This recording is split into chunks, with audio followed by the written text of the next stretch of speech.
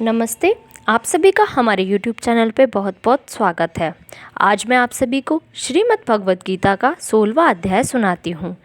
श्री कृष्ण बोले, हे भारत, अभय शुद्ध सतोगुणी होना, ज्ञान योग निष्ठा, दान इंद्रिय दमन, यज्ञ करना, तप, सरलता, अहिंसा, सत्य, क्रोध, त्याग, शांति, चुगली न करना, सब प्राणियों पर दया, तृष्णा से बचना, कोमल स्वभाव, लज्जा, चपलता का त्याग, तेज, क्षमा, धृति, पवित्रता, द्वेष रहित, अभिमान न करना, देवी संपत्ति के सन्मुख जन्म धरने वालों को यह सब गुण मिलते हैं।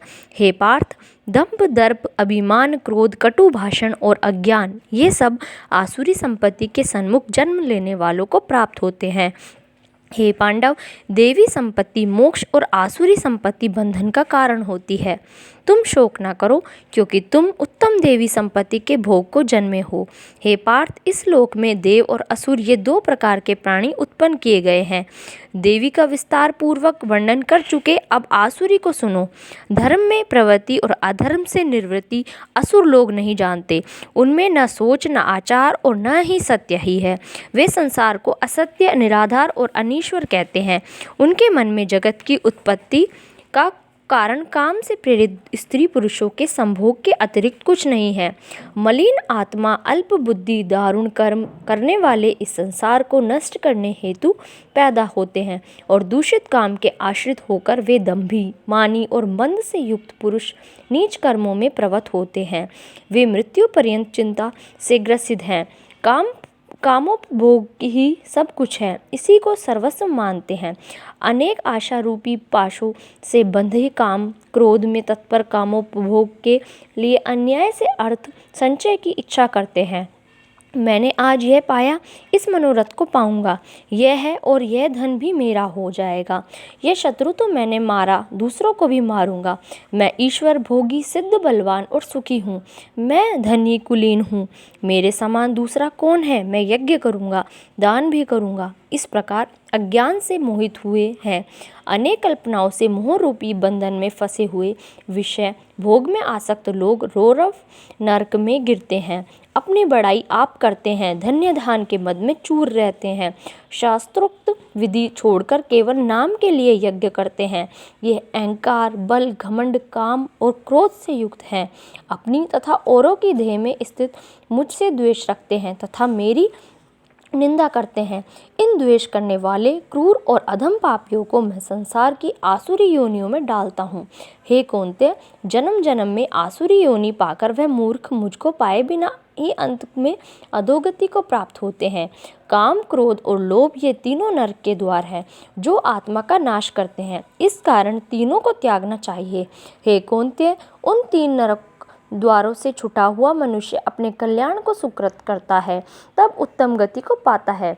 जो शास्त्रोक्त विधानों को छोड़ स्वेच्छानुसार कर्म करता है, वह सिद्धि को नहीं पाता, सुख को नहीं पाता और परम गति को नहीं पाता। अतएव कार्य और अकार्य इनको जानने के लिए शास्त्र प्रमाण है। शास्त्रोक्त विधान जानकर उसी के अनुसार कर्म करना चाहिए। इति श्रीमद्भगवद्गीता सुपनिषद सुब्रह्म विद्या योग शास्त्र श्री कृष्ण अर्जुन संवादे षोडशो अध्याय समाप्त। 16वें अध्याय का महात्मा। श्री नारायण जी बोले, हे लक्ष्मी, सोरठ देश था, जिसके राजा का नाम खंडक बाहु था।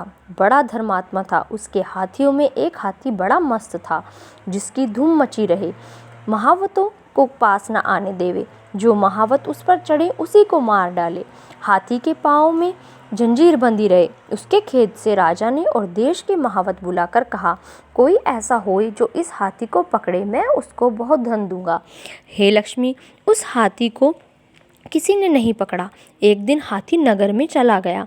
सामने एक साधु चला आया। लोगों ने उस साधु से कहा, हे संत जी, यह हाथी आपको मार डालेगा। संत ने कहा, तुम देखो श्री नारायण जी की कैसी शक्ति है। हाथी की क्या शक्ति है जो मुझको मारे? मेरे नज़दीक नहीं आ सकता। साधु ने नेत्र पसार कर देखा। हाथी ने सूंड के साथ साधु को वंदना की। साधु ने कहा, हे गजेंद्र, मैं तुझे जानता हूँ। तू पिछले जन्म में पापी था। मैं तेरा उद्धार करूँगा, चिंता मत कर। हाथी बारंबार चरण छूता, माथा नवाता था। लोगों ने देखकर राजा को खबर की। राजा भी वहाँ आया। देखा तो हाथी साधु के आगे खड़ा है। तब साधु ने कहा, अरे गजेंद्र, तू आगे आ। हाथी ने आगे हो चरण वंदना की। उस संत गीता पाठी ने कमंडल से जल लेकर मुख से कहा, गीता के 16वें अध्याय का फल इस हाथी को दिया। इतना कह जल छिड़कने से हाथी देह को छोड़ देवदही पाई विमान पर चढ़कर बैकुंठ को चला गया। राजा ने संत को दंडवत प्रणाम किया और कहा, संत जी, आपने कौन सा मंत्र कहा जिससे इस अधम दुखदायक को सद्गति प्राप्त हुई? संत ने कहा, मैंने गीता के 16वें अध्याय का फल दिया है, नित्य ही मैं पाठ करता हूँ। आज की वीडियो में बस इतना ही। मैं आपके लिए ऐसे ही अच्छी वीडियोस लाती रहूँगी। यदि आपको मेरी वीडियोस पसंद आ रही हैं तो प्लीज़ मेरे वीडियोस को लाइक कीजिए, मेरे चैनल को सब्सक्राइब कीजिए और प्लीज़ बेल बटन ज़रूर दबा लीजिए जिससे नई आने वाली वीडियोस की नोटिफिकेशन आपको मिल जाए। प्लीज़ मुझे सपोर्ट कीजिए। धन्यवाद।